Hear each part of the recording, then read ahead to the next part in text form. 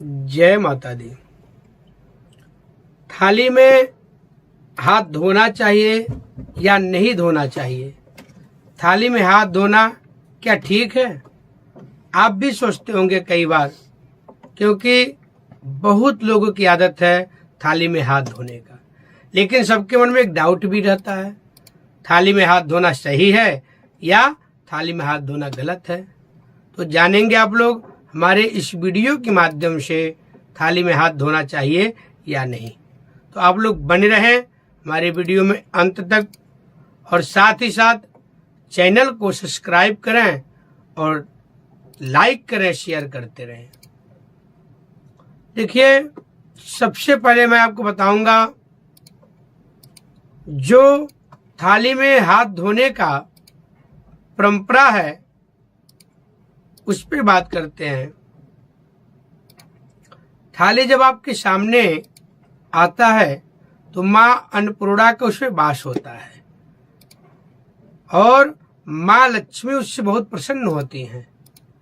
जब किसी के घर में थाली लग करके जाता है भोजन करने के लिए, तो माँ अन्नपूर्णा तो उसमें रहती हैं।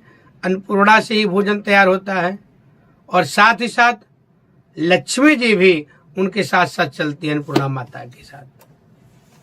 इसीलिए कहा जाता है, धन और अन्न कभी हमारे घर में कमी न पड़े, हमारे घर में हमेशा धन और अन्न का भंडार भरा रहे। आप सब लोग जानते हैं, जब कभी भी कोई नया काम किया जाता है तो अन्नपूर्णा माता के सबसे पहले पूजा किया जाता है, चूल्हे का पूजा किया जाता है और वहाँ माँ लक्ष्मी का भी पूजा होता है। माँ अन्नपूर्णा, माँ अग्नि और लक्ष्मी का पूजा किया जाता है, जिससे आपके घर का कार्यक्रम बहुत अच्छे से संपन्न हो जाए और धन अन्न का कभी भी कमी न पड़े।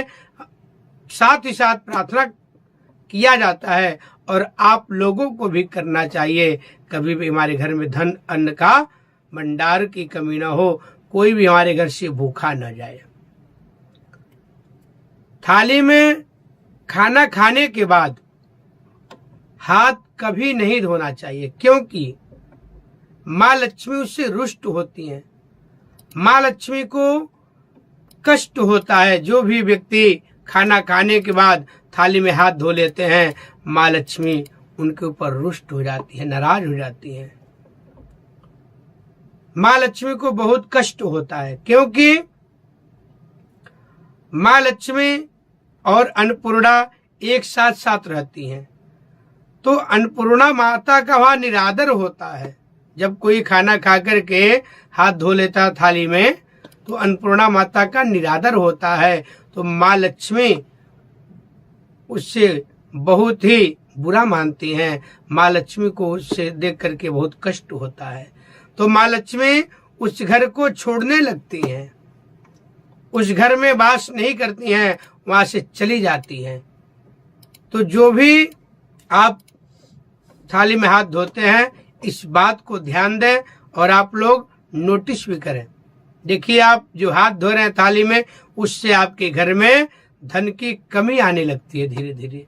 आप पे बात को ध्यान दीजिए, जरूर आपको पता चलेगा और आप कमेंट के माध्यम से भी बताएं। जो व्यक्ति बहुत लंबे समय से हाथ धोते आ रहे हैं, उनके घर में धन की तो कमी आती ही आती है। इसीलिए कभी भी थाली में भोजन करने के बाद हाथ नहीं धोना चाहिए, बाहर हाथ धो लें।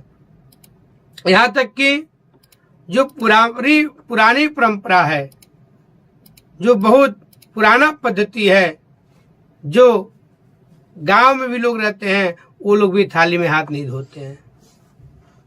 तो आप लोगों को अपना आज से ही नियम बदल देना चाहिए, कभी भी थाली में हाथ न धोएं। अगर माँ लक्ष्मी को अपने घर में वास करना चाहते हैं, माँ लक्ष्मी का कृपा पाना चाहते हैं आप, तो बिना माँ लक्ष्मी के तो कुछ भी नहीं है। आप लोगों को पता है, आजकल के समय में लक्ष्मी तो सबको चाहिए। तो ऐसा काम क्यों करें जिससे माँ लक्ष्मी रुष्ट हो जाए? ऐसा काम क्यों करें जिससे माँ लक्ष्मी हमारे घर से चली जाए? माँ लक्ष्मी को तो सब बुलाते हैं, सब लोग चाहते हैं हमारे घर में माँ लक्ष्मी आए। एक पापी भी चाहता है हमारे घर में माँ लक्ष्मी सदैव वास करें और हमारे घर की उन्नति हो। कार्तिक मास के महीना जो कथा आता है उसमें भी ये कहानी है। कितना भी पापी आदमी हो, कितना भी गलत आदमी हो, वो भी चाहता है हमारे घर में धन और अन्न का भंडार भरे रहे, माँ लक्ष्मी हमेशा हमारे घर में वास करे। तो आज ही अपना नियम बदल दें, थाली में कभी हाथ नहीं धोना है, नहीं तो माँ लक्ष्मी रुष्ट हो जाएंगी और आपके घर में आय का स्रोत बंद हो जाएगा। तो आपका आय का स्रोत बंद होने से बहुत सारी दिक्कतें आने लगती है और थाली में हाथ धोने से बीमारी भी उत्पन्न होता है। कई प्रकार के उसमें दोष आते हैं। घर में मानसिक परेशानियां बढ़ने लगती हैं। इस प्रकार से घर में विद्रोह भी फैलने लगता है। तो आप लोग थाली में हाथ धोने का सिस्टम आज से ही बंद कर दें और आप लोग देखिए कुछ ही दिन में आपके ऊपर माँ लक्ष्मी कितना कृपा बरसाने लगेंगी। आपके घर में धन का आय की वृद्धि होने लगेगी, धन की वृद्धि होने लगेगा। इस बात को आप जरूर अपने जीवन में ढालें और इसको इस्तेमाल करके हमें भी बताएं कमेंट के माध्यम से क्या आपको कितना लाभ प्राप्त हुआ है, कितना आपको फल प्राप्त हुआ है जिससे आप थाली में हाथ धोना बंद कर दिए।